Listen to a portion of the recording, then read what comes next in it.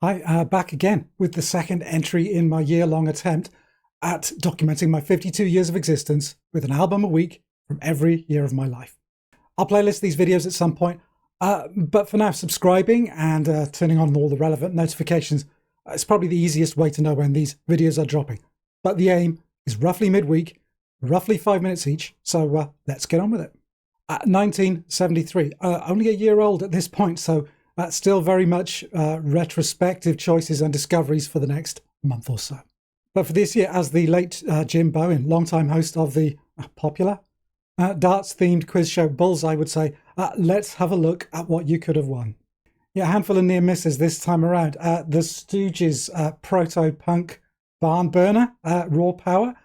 There are a few krautrock cornerstones that I could have included. Faust 4 and Can, at their most zen, I think, with the beautiful, beatific Future Days. And also just missing out an album that I love, but I've talked about it on the channel before. That is John Cale's Paris 1919. I so nearly went with it again, but ultimately it lost out to an album that I think is this band's absolute best. And whilst Paris 1919 is an amazing collection of songs, the influence of this band, of this album, was profound. Early punks lauded them, subsequent new wave bands, new romantic acts worshipped them. They fused high art concepts with fashion, a retro-futurist take on glam pop, and they were truly progressive whilst sporting none of the pomposity and the self-importance of their peers. Yeah, this is For Your Pleasure, the second album by Roxy Music. And straight away, just take in that cover. It's one of the most iconic record sleeves, I think, of the 1970s. That's model, singer, Amanda Lear there. At the time of this album's release, she was Brian Ferry's girlfriend. And opening up, this is an original 1973 pressing with the fabulous gatefold sleeve here, featuring the band members all sporting different kind of guitars.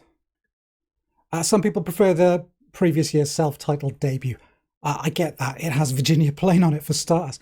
But on For Your Pleasure, that kind of fairy Brian Eno tension is pulled to the absolute breaking point. You can hear it. It thrums, and neither of them gives an inch. Side one is maybe the more conventional one. It opens with Do the Strand, and it casually drops in the incredible Editions of You later on. They were the A and B sides of a single released later in the same year. And both those songs are breakneck, galloping collisions of like hammering, repetitive rhythms, squawking sax, face-melting synth breaks, and Ferry's swooping vibrato, all kind of knowing nods, surreal juxtapositions, faux boredom, studied cool, prickly jokes, deadpan asides. In fact, you could consider side A as side Ferry, I guess, with Eno kind of artfully, dressing the songs with, punctuated, treated keyboards, his tremoloed lead line, meshing with, the beat with the rhythm on Beauty Queen. And he builds a kind of a really spooky, haunted house kind of atmosphere over the first half of In Every Home a Heartache, in readiness for Phil Manzanera to just tear it down with this kind of freak rock guitar meltdown, a la Butthole Surfers at their lysergic peak. Side 2 shows Eno wresting control of the steering wheel, if you like, taking the band off-road. There's the nearly 10 minutes of the krautrock adjacent The Bogus Man, pulsing and droning eerily, whilst Mackay's sax and Manzanera's Firebird wander purposefully around, kicking up shapes. Yeah, I really love this kind of stuff, but it was clearly a sign of Eno's increasingly adventurous instincts, I think bumping up against the band's more traditional, if you like, songwriting instincts. And in fact, Eno jumped ship shortly after this album, and I think whilst Roxy would remain an adventurous, influential outfit, and Stranded and Country Life are fine albums, they did smooth out considerably, I think, by the time the 80s rolled around. In stark contrast, Eno followed his experimental instincts into avant-pop territories, systems music, generative art, minimalist electronic soundscapes. Oh, and along the way, he produced pretty much everybody. And he invented ambient music.